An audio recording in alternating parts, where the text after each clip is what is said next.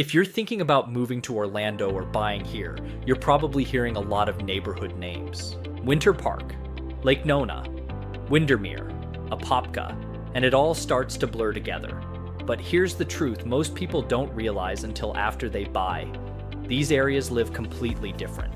And if you choose the wrong one for your lifestyle or your long-term plan, you feel it every single day. Most people pick a neighborhood based on what they see online, or what someone told them, or what feels like a good deal. That's usually how they end up in the wrong area.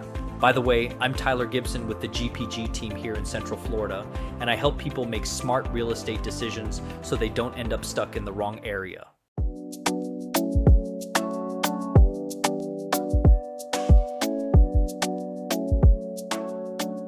So, what I want to do is break down some of the most important neighborhoods here in Orange County. Not just where they are, but how they actually live, who they're best for, and what you need to be thinking about before you choose one. Let's start with areas like Winter Park and downtown Orlando. These are your lifestyle-driven markets. You've got access to restaurants, coffee shops, parks, and just overall convenience. In Winter Park specifically, everything is close. You can run errands, grab food, meet people, and you're not driving 20 minutes every time you leave your house. Downtown Orlando takes that even further. You've got strong walkability, access to transit, tons of restaurants, and a real nightlife scene. But there's always a trade-off. You're typically giving up space. You're in condos or smaller homes, and you're paying for location more than anything else. So if your priority is lifestyle and being in the middle of everything, this works.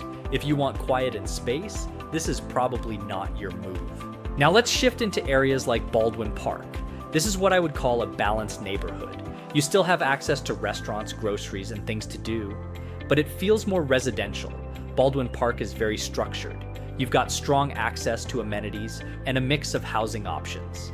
It attracts people who want a neighborhood feel but don't want to feel disconnected from everything. These types of areas tend to hold value well because they appeal to a wide range of buyers. Now let's talk about Lake Nona and Winter Garden. These are completely different from the first two categories. These are newer areas. Most of the homes were built after 2000, so you're getting more modern layouts, bigger homes, and more parking. Lake Nona, for example, is quieter and more spread out. It's very car dependent, but it's clean, newer, and still growing. Winter Garden has a similar feel, but is a little more established. You've got strong access to schools, grocery stores, and everyday essentials, while still maintaining that newer home feel. But here's what a lot of people miss. These areas are still developing. So what you see today isn't what it's going to look like in 3 to 5 years. That can be a good thing, but only if you're thinking long-term when you buy. Now let's look at areas like Hunter's Creek. This is more of a stable, established community. It's known for being quiet, with low traffic noise, and a strong mix of housing options. You've got schools nearby, solid amenities, and a predictable environment. These are the types of areas that attract long-term homeowners and families. You're not chasing hype here, you're buying consistency. And then you've got areas like Ocoee and Apopka. These are typically more affordable entry points compared to some of the other neighborhoods we talked about.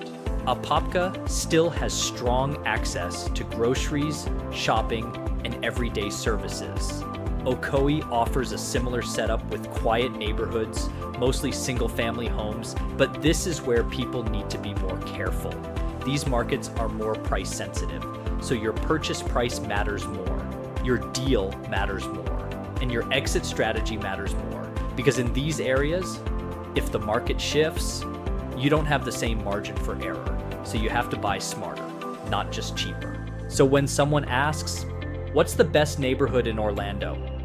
That's actually the wrong question. The real question is, how do you want to live? How do you commute? And what are you trying to get out of this purchase? Because the right area for one person is completely wrong for someone else. And this is where most people get it wrong.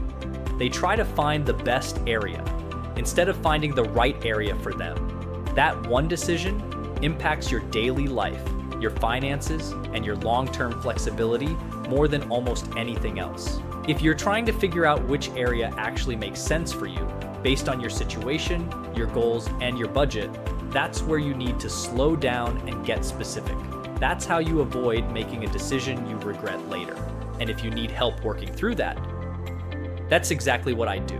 I work with buyers, sellers, and investors here in Central Florida to help them make smart decisions, not rushed ones. So if you're trying to figure out where you should actually be buying, reach out.